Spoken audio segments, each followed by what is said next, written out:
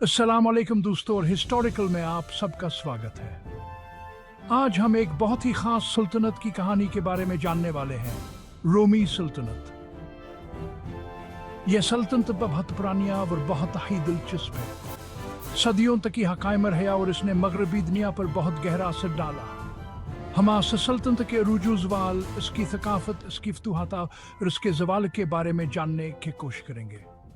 यह कहानी शुरू होती है एक छोटे से शहर रूम से जो इटली में वाक़ था। रफ्तार फथर रोमी लोगों ने अपनी ताकत बढ़ाई और अपनी सल्तनत को चारों तरफ फैलाना शुरू कर दिया। उन्होंने न सिर्फ यूरोप बल्कि एशिया और अफ्रीका के कई इलाकों को भी फतह कर लिया। उनके फौज बहुत ही मंजम, तरबियती याफ्ता और बहादुर थी। रोमी सल्तनत सिर्फ अपनी फौजी ताकत की वजह से है मशहूर नहीं, बल्कि इसकी थकाफत, फन तामीर, कानून और इंतज़ामिया भी बहुत मशहूर है। आज भी दुनिया में रोमियों के बनाए हुए अजायब घर, सड़कें और इमारतें मौजूद हैं जो वहाँ की अजमत की कहानी बयान करती हैं। रोमी सल्तनत की बुनियाद तो पड़ी जब रोमी जमहूरियत का खात्मा हुआ। यह एक ऐसा वक्त था जब रोम में बहुत ज़्यादा हल्लाइयाँ हो रहे थे और हुकूमत कमज़ोर हो गई थी। मुख्तलिफ गिरोह ताकत हासिल करने के लिए एक दूसरे से लड़ रहे थे। ऐसे में रोम को एक ऐसे कायद की ज़रूरत थी जो सबको इकट्ठा कर सके और रोम को एक नई राहत खा सके, और यह कायद था जूलियस सीजर। सीजर एक बहुत ही होशियार जर्नल और सियासतदान था।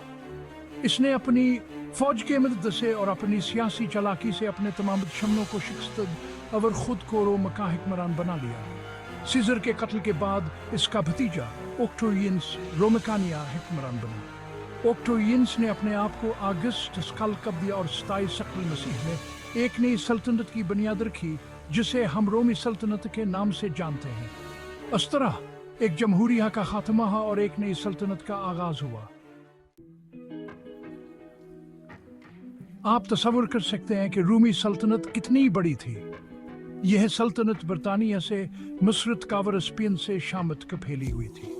एसोसिएट सल्तनत को चलाने के लिए एक बहुत ही मंजम निज़ाम की ज़रूरत थी। रोमियो ने अपनी सल्तनत को कई हिस्सों में तकसीम कर दिया जिन्हें वह प्रोविंस कहते थे। हर प्रोविंस का अपना हुक्मरान होता था जो बराह रास्त शहंशाह के हुक्म में काम करता था। हुक्मरान अपने प्रोविंस के तमाम कामों का जिम्मेदार होता था, जैसे कि टैक्स लेना, अमन व अमान कायम रखना और नेपल सड़कें और इमारतें बनवाना। इसके अलावा रोमियो ने एक बहुत बड़ा महकमा भी बनाया हुआ था जो सल्तनत के रोजमर्रा के कामों को देखता था। इस महकमे में बहुत से अफसर और क्लर्क काम करते थे जिनका काम सल्तनत को सही तरीके से चलाना था। रोमी अपनी थकाफत से बहुत प्यार करते थे और उसे अपनी सल्तनत की बुनियाद समझते थे। उन्होंने अपनी सल्तनत में अमन व अमान कायम किया और तजारत को बढ़ावा दिया, जिसकी वजह से मुख्तलिफ सकाफतों के लोग एक दूसरे के करीब आए और उनकी सकाफतें एक दूसरे में शामिल होती गई। रोमियो ने यूनानी सकाफत से बहुत कुछ सीखा और उसे अपनाया। उन्होंने यूनानी फ़न, अदब, फ़लसफ़ा और फ़न तामीर को अपनाया और इसे मज़ीद बेहतर बनाया। रोमियो ने बहुत से शानदार मंदिर, थिएटर, हमामा और इमारतें बनाए जो आज भी दुनिया भर में लोगों को अपनी तरफ मुतवज्जा करती हैं। रोमियो ने ज़बाना और अदब में भी अहम किरदार अदा किया। लातीनी ज़बान जो रोमियो की ज़बान थी आज भी बहुत सी ज़बानों की बुनियाद है। रोमी शरा और अदीबों ने बहुत ही खूबसूरत शायरी और कहानियाँ लिखे जिन्हें आज भी पढ़ा और सराहा जाता है।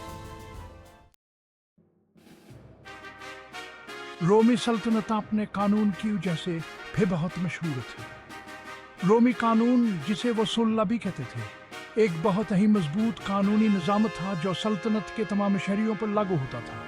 यह कानून लिखा जाता था और इसे ऐसी जगह पर लगाया जाता था जहां सब लोग इसे आसानी से पढ़ सकें। रोमी कानून में शहरियों के हकूक, मुआहदे, जायदाद के हकूक, ख़ानदानी कानून और बेहद से दूसरे कानूनी मामलात के बारे में कवानीन लिखे हुए थे। इस कानून का मकसद इंसाफ करना और सबके साथ बराबरी का सलूक करना था। आज भी दुनिया के बहुत से ममालिक के कानूनी निज़ाम रोमी कानून से मुतासिर हैं। रोमी अदालती निज़ाम भी बेहद मंज़म था। जज साहिबान कानून के माहिर होते थे और वह हमेशा इंसाफ करने की कोशिश करते थे। अगर कोई जुर्म करता था तो वैसे अपने दिफा का हक ज़रूर दिया था اور سزا دینے سے پہلے اس کے خلاف ثبوت پیش کیے جاتے تھے۔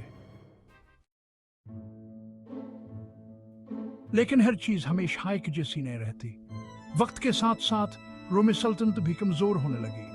اس کمزوری کی بہت سی وجوہات تھی۔ ایک طرف تو رومی سلطنت کے اندر بہت سے مسائل پیدا ہو گئے تھے۔ حکومت کمزور ہو گئی تھی، معیشت خراب ہو گئی تھی اور بدعنوانی بہت زیادہ بڑھ گئی تھی۔ شہنشاہ نااہل ہو گئے تھے، فوج بے نظم ہو گئی تھی، لوگوں پر ٹیکس کا بہت زیادہ بوجھ تھا اور غلاموں پر انحصار بہت زیادہ بڑھ گیا تھا۔ ان تمام چیزوں نے ملک اور سلطنت کی بنیادیں ہلا کر رکھ دی تھی۔